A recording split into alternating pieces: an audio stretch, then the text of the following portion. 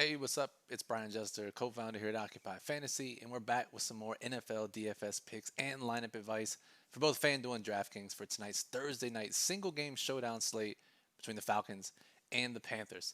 In this video, we're going to look at some top plays for both FanDuel and DraftKings, talk about lineup strategies for low risk and high risk contests, talk about maybe some projected ownership and the best captains and MVPs to use, all based on our tools from OccupyFantasy.com. Before we get started, though, go ahead and click the subscribe button below. Get access to all of our videos as soon as they're released here on YouTube. Throw us that thumbs up. That way we know you like the video, and we'll continue to make more of these. Any questions you have, you can hop in the comments below, and we'll answer your questions before the slate locks at 8 p.m. tonight. Now, this showdown slate is interesting for a couple of reasons. One, we have Christian McCaffrey missing another game.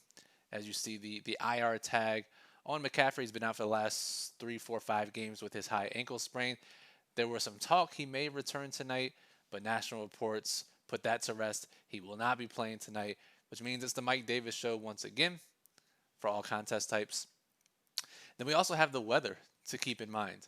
And as we've talked about in our podcast, we talked both in our season-long, our Week 8 DFS podcast that I did with our NFL writer Chris, and our premium showdown podcast with Colin Drew of Daily Roto that we recorded this morning. We both talked about weather and how it impacts DFS slates. And generally, most people do overreact to the weather. This upcoming weekend, Week 8, for the main slate, we will see weather that will impact the slate. Tonight, I don't think that's going to be the case. Now, the hurricane is passing through, a tropical storm, whatever it's categorized as now. But at game time, there's going to be rain. And there's going to be some wind around 10 miles per hour. But that's not near the threshold that we look to start downgrading fantasy players. And we generally look to betting markets to see how big of an impact the weather should have. Because once a total starts moving in the betting markets, that should indicate to us that there should be less scoring. So if we just go, let's open our Occupy model. Normally this is reserved for members only, but I'll show this to everyone. The total's at 51 points in the Occupy model, just so you can see this here. Occupy model single game. The total opened at 51 points, and over the course of the week, it dropped to 49 when there were reports of the tropical storm coming Thursday. But as the forecast has cleared up, the total's actually back up to 51. So it started at 51, dropped to 49, and that's when I said to myself, maybe we start to downgrade some players here and think about different game scripts. But now it's back up to 51. So the betting markets, which are taking millions of dollars in bets, are saying that we shouldn't really expect the weather to have an impact on this game. Now, maybe there's less deep passes or maybe less field goal attempts. But in general, there really shouldn't be much of an impact. Unless if we see this total start dropping again this afternoon, maybe that's something to cause some concern for us. All right, let's hop back over to DraftKings. As you know, in your low-risk contests, your 50-50s, your double-ups, your head-to-heads, we want to get into the top half of the field. And the best way to do that in our Showdown contest, as we outline in our Showdown guide, our ebook, 15 chapters of back-tested Showdown data, the best way to do this is to try to get both quarterbacks, both running backs. This works especially well when we have running backs who handle a majority of their team's backfield touches, like we do tonight with Mike Davis, who gets 80-90% of the snaps without Christian McCaffrey, 80 to 90% of the work in the backfield, and Todd Gurley, who gets almost all the red zone work for the Falcons running backs. So if we try to do this, both quarterbacks, Matt Ryan, Teddy Bridgewater, Mike Davis, Todd Gurley, that leaves us $28.50 per player. Not a ton we can do with this. We'll probably have to downgrade from Matt Ryan to, say, Todd Gurley or to someone else, but we can fit in a couple of the kickers or defenses, value plays, and have a very nice low-risk lineup.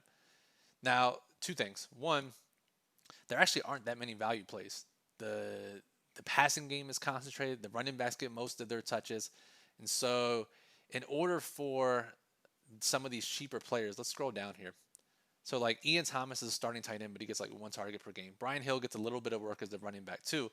After that, it's all backups who don't see a ton of work. OZ, going to need an injury probably as the wide receiver 4. Ito Smith, the running back 3. Seth Roberts has been released. Brandon Zylstra is now the wide receiver 4. They don't use their wide receiver 4 that often in this offense. Luke Soccer's backup tight end. Christian Blake's wide receiver 6. Manhurt's tight end 2. Cannon running back 2 who gets like 5% of the snaps per week. Brandon Powell, their backup slot receiver. Like there's a very real chance that none of these guys do anything tonight. which means the value plays, in quotes, are these mid-range players, Curtis Samuel, Russell Gage, the kickers and defenses. So just something to keep in mind. The second thing is that it's actually much easier to accomplish a low-risk lineup tonight on DraftKings than it is on FanDuel. This is usually the case, but FanDuel's been tossing us some alley-oops here as of late and giving us some great pricing.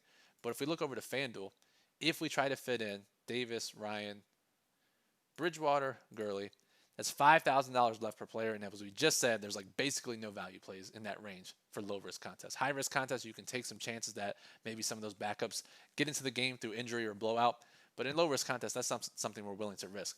The other issue here is, Mike Davis is the highest priced player on the slate.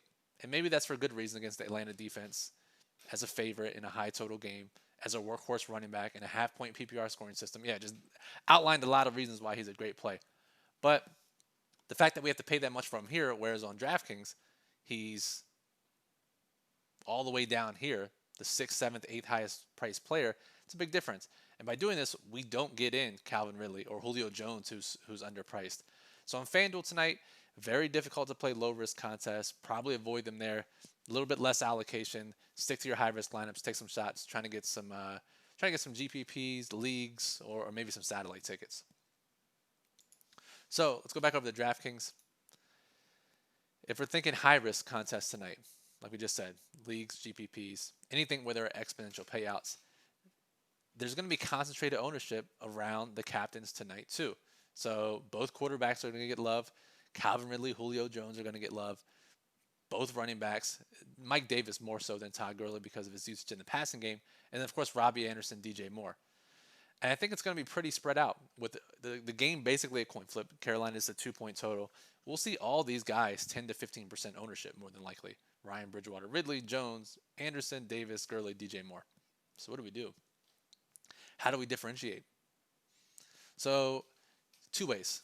One way is if you captain a quarterback, maybe use 2 of their lesser receivers in the flex spots. So let's say, for instance, we want to captain Matt Ryan.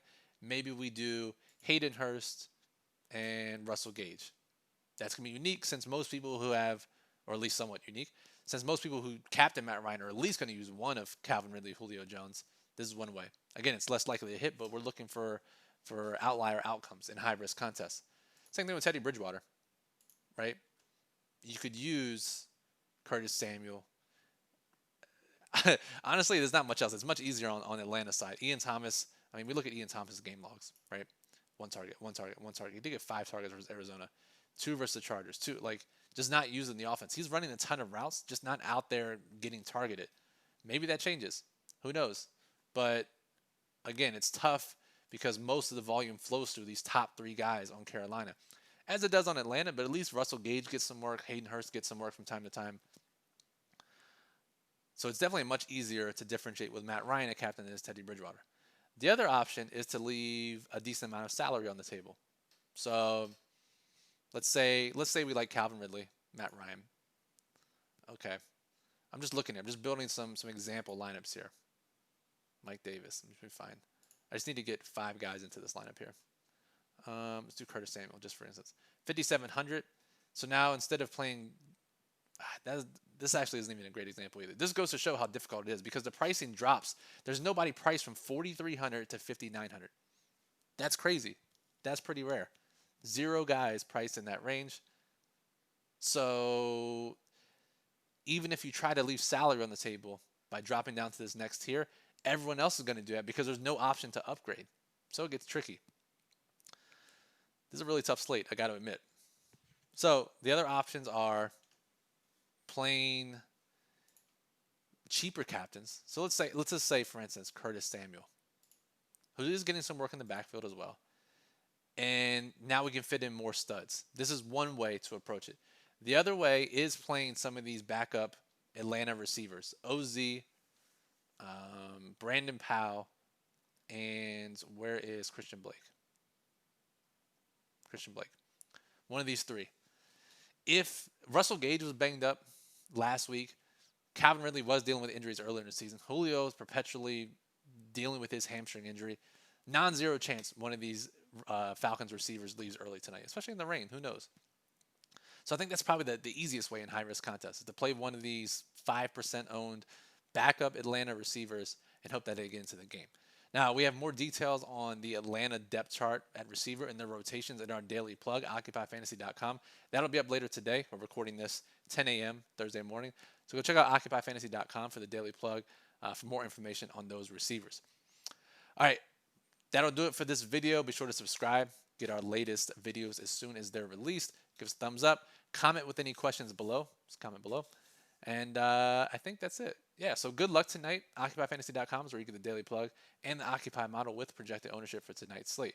So, Brian from Occupy Fantasy, appreciate you listening, and we'll talk to you soon.